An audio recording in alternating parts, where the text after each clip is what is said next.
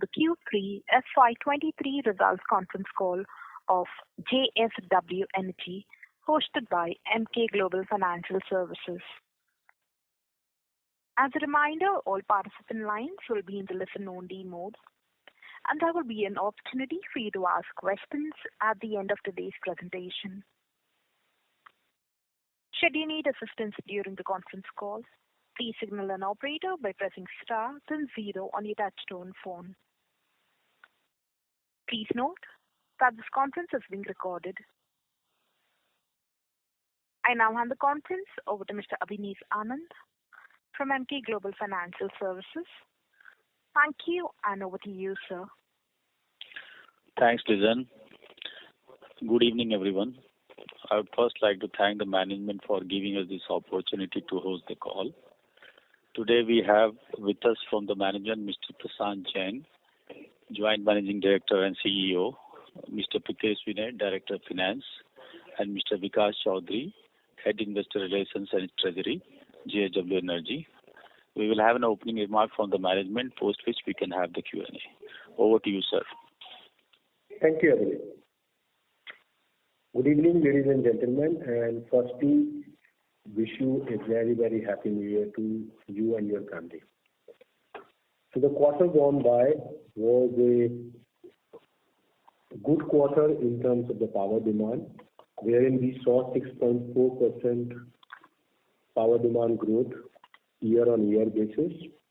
And for the 9 months, the power demand was at robust at 10% year-on-year. In the month of January, for the first 20 days, the power demand has been growing over 15%. So all in all, we have been seeing very good trajectory in terms of the power demand. In terms of the generation, for the quarter 3, we saw the renewable generation up at 14.1%, and for the 9 months, 16.4%, demonstrating that the renewable growth is continuously improving. The total installed capacity is seen at 410 gigawatts, and during the quarter we saw the capacity addition of 2.5 gigawatts, and for the first 9 months it is 11 gigawatts, which is in contrast to the last year's full capacity addition of 15.5 gigawatts. It appears that we will be little short of the capacity addition as compared to the last year. Now, in totality, we are having 165 gigawatt of the renewable capacity, which is close to 41% of the total installed capacity. The merchant prices of the power were down by 7% for the quarter, which was at an average of 4.55 rupee in the quarter 3, and volume was down 14% in the quarter 3. Whereas the API 4 price was 37% higher at $227 per ton. This is what explains that the quarter 3 was quite a different situation, where the price of the merchant power was down in spite of a robust 6.5% demand increase, and the fuel price was 37% higher, and that's where the merchant volumes were dipped dramatically. However, in the current month, the thermal coal prices have moderated substantially, and now they are ruling at $170 per ton API 4 index. Now, coming to the operational performance of the company, during the quarter, the net renewable generation was up by 3%, and net long-term generation was flat at 4.2 billion units. Overall net generation was down by 5% at 4.3 billion units, primarily because there was a 230 million units lower merchant sales during the quarter. If you remember, last year, October was a substantially super-duper month for the country, where the prices were substantially higher and power demand was up at 12%. Because of a higher base effect and extensive range, the power demand growth was negative in the October month this year. And the other thing which as I explained, that the tariff was lower and fuel price was higher, because of which there was a delta of 230 million units lower merchant sales. However, during the first 9 months, our generation is up by 2% at 16.8 billion units, which is primarily, one more important thing is that in the first 9 months, our merchant sales is up by 65% year on year, which is in excess of 450 billion units. But the generation overall increase is only 2% because there was no schedule available for our unit number 1 from the Maharashtra. And there the loss of the generation was 550 million units. Otherwise, on a long-term contract basis as well as in a short-term basis, the company has been performing exceptionally well. In terms of the EBITDA for the quarter was 727, which was down by 18%, primarily due to the lower long-term sales. And for the 9 months, the EBITDA is up by 5% at 2,936 crores. The cash profit during the quarter was 489 crores, which is a cash return on adjusted net worth of 20%, which we have been retaining. Our receivable trajectory is robust. It is down by 8% at 69 days. Our projects are progressing very well, and which will be commissioned on schedule, both for hydro as well as wind projects. We have also received LOA for our SECI contract for the battery storage project, which we will be building in next 18 to 21 months time frame, and which will be commissioned by October 2024. That's all from my side. With this, I open the forum for question and answers. Thank you. Thank you. Ladies and gentlemen, we will now begin with the question and answer session. Anyone wishing to ask a question may please press star and 1 on your touchtone telephone.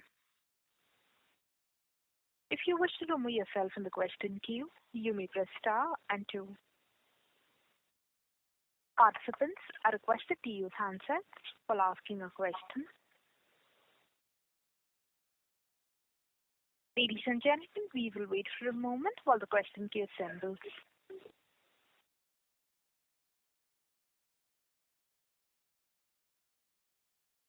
The first question is on the line of Rahul Modi from ICICI Securities. Please go ahead.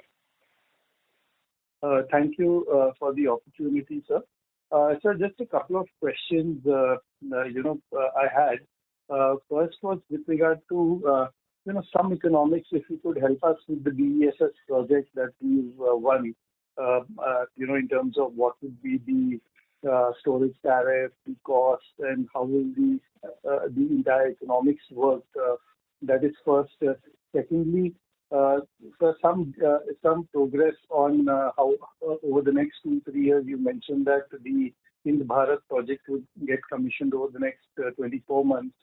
So some details on that as to how do you see it scaling up, and would you prefer, because it's a low cost project as of now, so would you prefer to sell it on merchant, or what would be the strategy like? Thank you.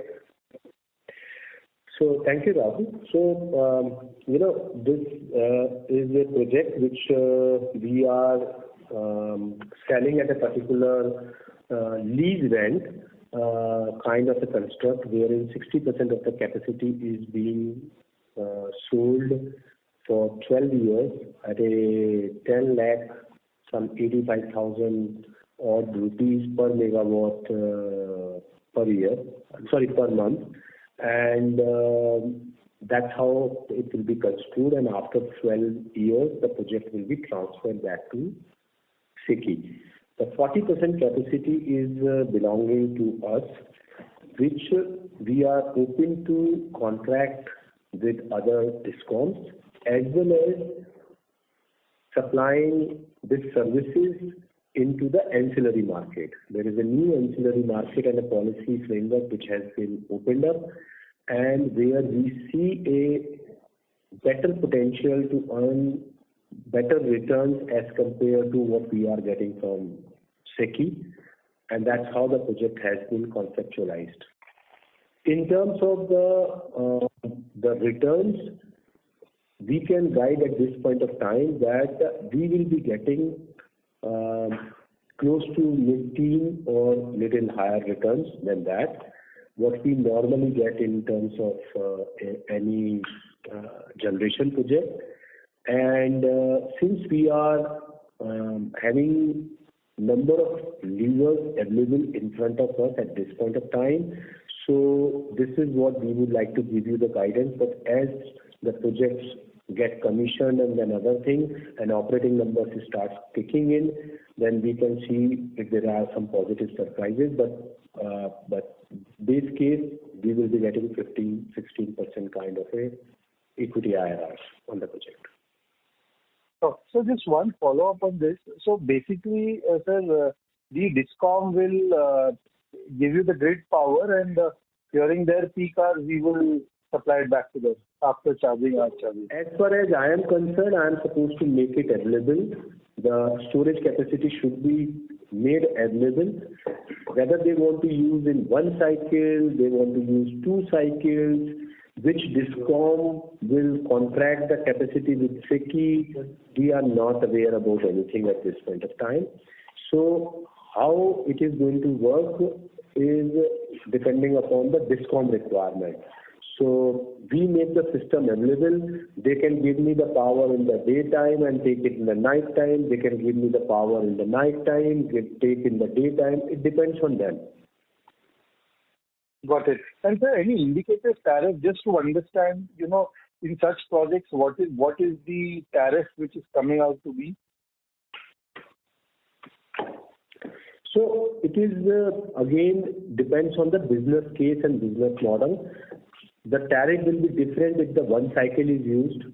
If tariff will be just half of it, if it is the 2 cycle which is used, tariff will be 1/3 if the 3 cycles are used. So I hope you understand what I'm trying to explain to you. It's a 2-hour storage system. If you can use up to 8-10 cycles also. Depends up to you. So it's very difficult to talk about at this point of time that what is it will translate into the storage cost for the end user. So it can fluctuate on the business case basis. Got it, sir. Sir, and 2 more questions which I had. So one on the strategy and progress. How do you see it going through over the next 24 months in Bharat, because it's a pithead plant? And secondly, sir, how do you see the spread between the coal prices on imported basis and the merchant panning out for us and overall market over the next 6 to 12 months? Thank you. So merchant tariffs are strengthening, and they are now ruling in the range of now 6 rupees to 6.5 rupees on a daily basis, and fuel prices are moderating. So that's the situation, and the thermal coal is directly linked with the natural gas at this point of time, because the natural gas prices, natural gas demand has been migrated to the thermal coal in Europe, and because of which thermal coal prices had been elevated since the Ukraine war came on the front. And now the natural gas prices have moderated and they are back to the pre-war level, and that is what is also reflecting in the thermal coal prices. Now they are not at the pre-war level, but yes, they are very close to that kind of a number. And if the natural gas prices continue to slide and then they go up to $3, then I am quite confident at some point of time the thermal prices, coal prices can also go to $100. So that's the kind of a situation, and merchant power prices are very tough to forecast. But what I can see at this point of time that the power demand is very robust throughout the year, and then we are seeing substantial uptick in terms of the power demand, and that is what is reflecting in terms of the higher capacity utilization as well as the higher merchant tariffs. So the spreads are better, and we are seeing a higher merchant volume in the month of January, what we saw last January. And so I am seeing that there will be a good business case for the merchant power producer in next couple of months. Right. So just last, some comments on the Bharat acquisition. How do you see the progress? So in Bharat acquisition now, the main focus is to set the plant right and commission both the units. We have a lot of options and opportunities available in front of us. One option is that the vertical integration for polysilicon manufacturing, which we have been contemplating and evaluating. Second option is also to look at certain captive requirements for the group for thermal power for our Eastern India requirements. The third option is also the PPAs, which a lot of DISCOMs want to do for the thermal power, where there are various bids which have already been invited by the DISCOMs. So we are evaluating each and every option, and then accordingly we will be taking a call in the due course while this capacity is commissioned, which is a win-win for all the stakeholders. Right, sir. Thank you very much and all the best. Thank you. The next question is from the line of Atul Tiwari from Citi. Please go ahead. Yes, sir. Thanks a lot. So for this battery storage system, how much is the capex for this 500 megawatt capacity? So we will be disclosing, we will let you know. We are now firming up a couple of orders, and so in the Q4 result, we will inform you the total capital expenditure. Okay, thank you. Thank you. The next question is on the line of Sumit Kishore from Axis Capital. Please go ahead.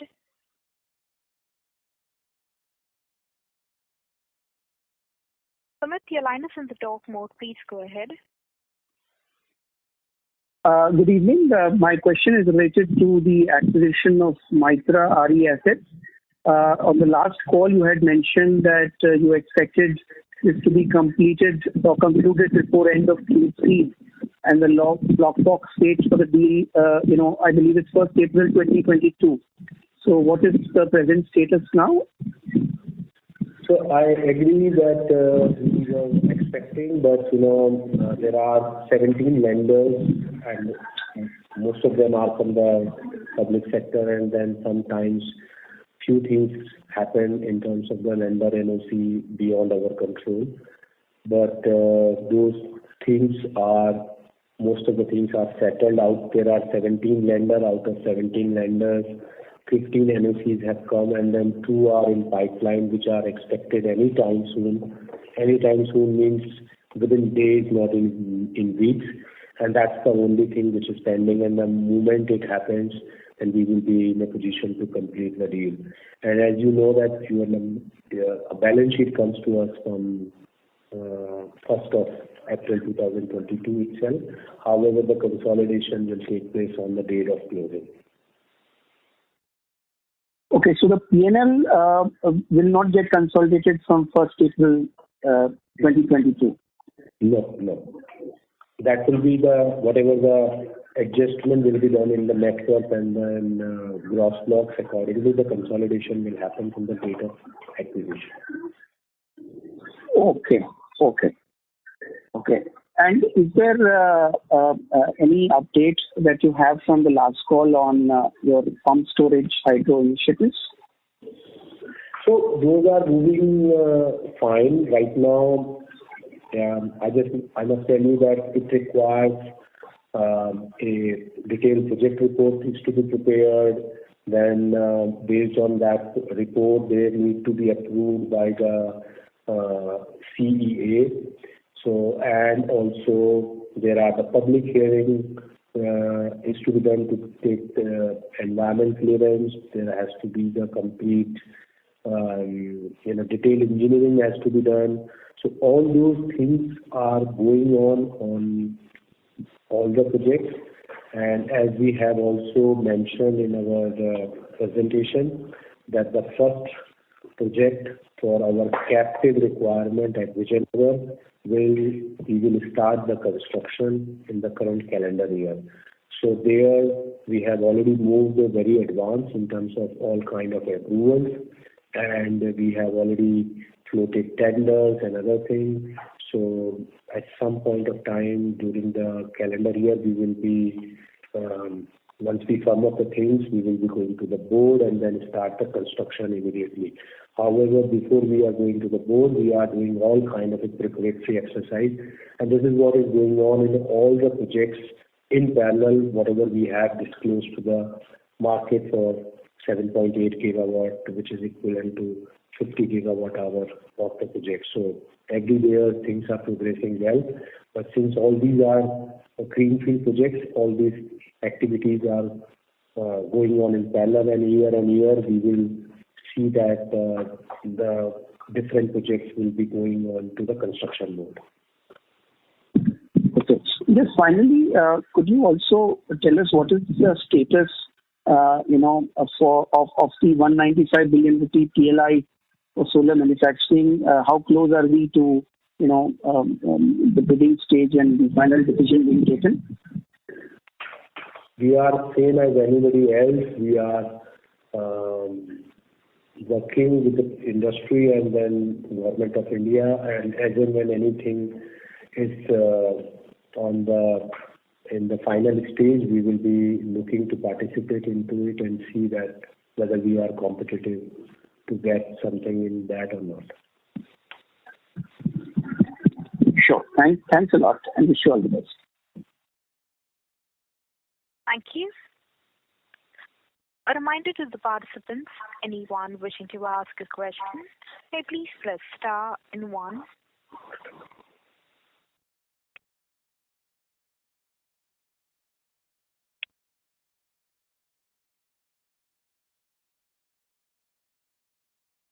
We'll take the next question from the line of Abhineet Anand. Please go ahead. Yes, sir. My question is on the wind side. The government has set up a target which, from 40 odd gigawatt that we presently are to around 140 by 2030. Solar has probably done better, as we have all seen in the last few years. I mean, how realistic are these numbers first? And given that your success rates in wind are better off, so how do you, feel that over the next few years, how these capacities can get ramped up? So, wind projects are difficult to execute because of the nature of the project, because, they are having spread over kilometers and kilometers for even a small project of 300 megawatt, and that poses a lot of right-of-way and land acquisition challenges and approach issues as compared to the solar. So that is one issue. Second issue is that the tariff which comes out with the wind project is much more as compared to the solar project because of the way the technology is there, and that's where the more and more challenges come in terms of the executing the PPA at those tariffs and executing the project on ground. So government is mindful about this challenge, but however, both needs to be seen differently, because along only with the solar you cannot have a grid stability as well as the profile of the renewable energy cannot be maintained. So wind is also required, hydro is also required.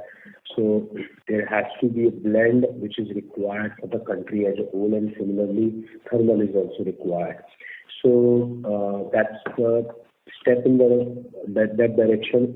First is that reverse bidding has been now contemplated, that will be stopped, and it will be a simple single line competitive bidding. And we hope to see that if that brings little discipline into the project developers, and then some prudence come in terms of the tariff, and then it may become little attractive to get a better investment in the wind sector. Execution challenges will remain, and which needs to be seen that how much capacity can be added up on a yearly basis. So numbers are achievable, but timeline could be discussed. That it may take a couple of years more, but the numbers are achievable. And just on this, the suppliers which used to be earlier, I think because this whole, whether it's Suzlon or Gamesa and some of the other players, India has been adding like 1-2 gigawatt, something like 2 or 3. And we have enough decent suppliers to go to a 7, 8 or whatever 5 gigawatt type of market? Do you feel? Yeah. Supply is available, because that's not at all a constraint. The biggest detriment was the tariff. So at a right tariff, the projects can be enough capital and enough equipments are available. However, the execution challenges will be still there. Okay, sir. Thanks, sir. Which can be mitigated very well. Thank you, sir. Thank you. The next question is from the line of Dhruv Muchal from HDFC Mutual Fund. Please go ahead. Yes, sir. Thank you so much. Sir, just one quick clarification. This battery project Sorry from to interrupt, SECI. Mr. Muchal. Sir, you're sounding very soft. Can you speak up? Is this better? Much better. Thank you. Yeah. So, just wanted to check on the SECI battery project. The LOA is received. So, do we still have to wait for the PPA before we start constructing, or this is the final go ahead? We can now, there is full surety of offtake now. Yeah. So basically, the timeline starts for PPA to be signed. That's why in the previous question I have not answered the capital expenditure numbers. That's where we are expecting all these things will be completed before our Q4 result, and then we will be placing the order accordingly. Correct. However, from our side, we are all set and ready in terms of whether it is financing or in terms of the other things. Got it. So the final thing is just we are awaiting the PPA, and once that's done, and the 18 to 24 months starts from then. Yeah, then 18 months start from there. Perfect, sir. Thank you so much.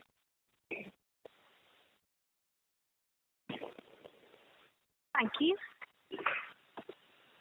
The next question is from the line of Atul Tiwari from Citi. Please go ahead.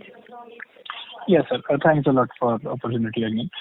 So my question is on this 225 megawatt solar project. How much is the gross block now that the project has been finally commissioned? So what is the number? Would you be able to share that? Yeah, it's close to 1100 and just over 1100 crores actually. Yeah. Okay, thanks.